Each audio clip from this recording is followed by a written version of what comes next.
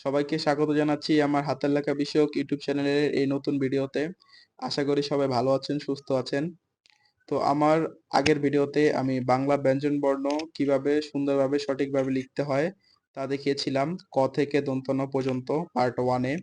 তো আজকের এই পার্ট 2 ভিডিওতে আমি প থেকে বাকি ব্যঞ্জনবর্ণগুলো দেখাবো কিভাবে সঠিকভাবে সুন্দরভাবে লিখতে হয়। তো বাংলা বর্ণগুলো আমরা যখন লিখি তখন সেগুলো সঠিকভাবে শুদ্ধভাবে লেখাটা জরুরি। তো হাতের লেখা সুন্দর করার জন্য আমাদের অবশ্যই বাংলা বর্ণগুলো যেগুলো রয়েছে সেগুলো অবশ্যই নিয়মিত চর্চা করতে হবে এবং সঠিকভাবে শুদ্ধভাবে সেগুলো লিখতে হবে, তাহলে আমাদের হাতের লেখা খুবই সুন্দর হয়ে উঠবে। তো চলুন আজকে বাকি অংশটুকু দেখানো যাক। দন্ত্য ন-র পরবর্তী বর্ণটি হচ্ছে প। প লেখা শুরুতে এইভাবে সুন্দরভাবে ঘুরিয়ে আনতে হবে। আনার পরে নিচ থেকে এভাবে করে সুন্দর এখানে আনতে হবে।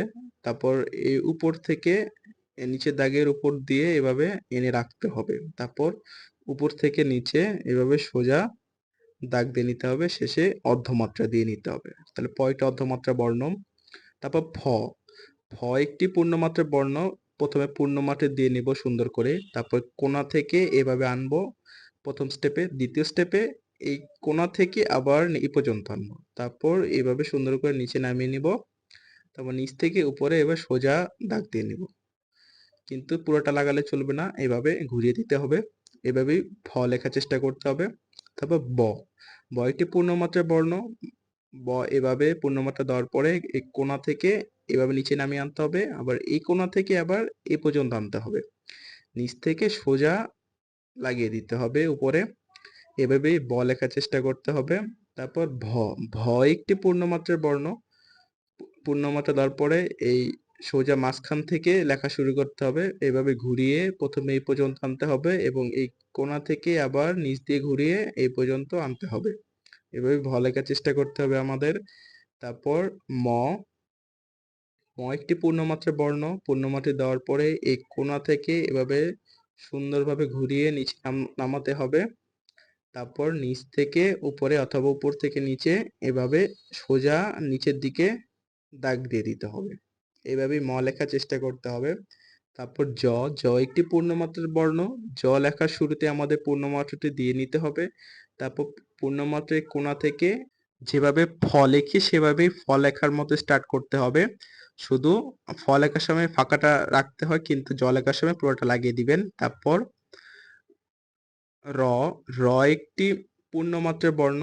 আমরা ব যেভাবে লিখি সেভাবে লিখতে হবে, শুধু পার্থক্যটা হচ্ছে র এখানে বিন্দু দিয়ে দিতে হবে। তারপর ল। ল একটি পূর্ণমাত্রার বর্ণ। পূর্ণমাত্রার কোণা থেকে সোজা নিচে নামিয়ে আনতে হবে, তারপর এভাবে সুন্দরভাবে ঢেউ খেলিয়ে এভাবে লিখতে হবে। তারপর তালবস্য প্রথমে এক পাক দিব, আবার ওই পাকেরই উল্টোভাবে পুনরাবৃত্তি করব। তারপর থেকে নিচে এভাবে নামিয়ে দিব, তারপর অর্ধমাত্রা দিয়ে নিব। তালবস্য একটি অর্ধমাত্রা বর্ণ। তারপর মূর্ধন্য ষ। প্রথমে পূর্ণমাত্রা দিয়ে নিব, তারপর পূর্ণমাত্রা কোণা থেকে এভাবে নিচে নামিয়ে আনতে হবে, তারপর নিচ থেকে উপরে এভাবে লিখতে হবে, তারপর মাঝখান দিয়ে এই দাগটা দিয়ে দিতে হবে। তারপর দন্তস্ব। দন্তস্ব একটি পূর্ণমাত্রার বর্ণ। প্রথমে পূর্ণমাত্রাটি সুন্দরভাবে দিয়ে নিতে হবে, তারপর পূর্ণমাত্রার কোণা থেকে এভাবে নিচে নামিয়ে আনতে হবে সুন্দরভাবে। তারপর প্রথম স্টেপে এভাবে, তারপর উপর থেকে নিচে সোজা দাগ দিয়ে নিতে হবে। এভাবে দন্তস্ব লেখার চেষ্টা করতে হবে। তারপর হ। হ একটি পূর্ণমাত্রার বর্ণ। মাঝখান থেকে সুন্দরভাবে ঘুরিয়ে আমাদের এই পর্যন্ত আনতে হবে, তারপর এখান থেকে সোজা নিচে এভাবে দাগ দিয়ে নিতে হবে। এভাবেই হ লেখার চেষ্টা করতে হবে।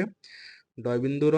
ডয়বিন্দু র একটা পূর্ণমাত্রার বর্ণ। আমরা যেভাবে ড লিখি সেভাবেই প্রথমে ড লিখতে হবে, এভাবে সুন্দরভাবে নিচ দিয়ে ঘুরিয়ে এভাবে উপরে লাগিয়ে দিতে হবে, নিচে একটি বিন্দু বসাতে হবে।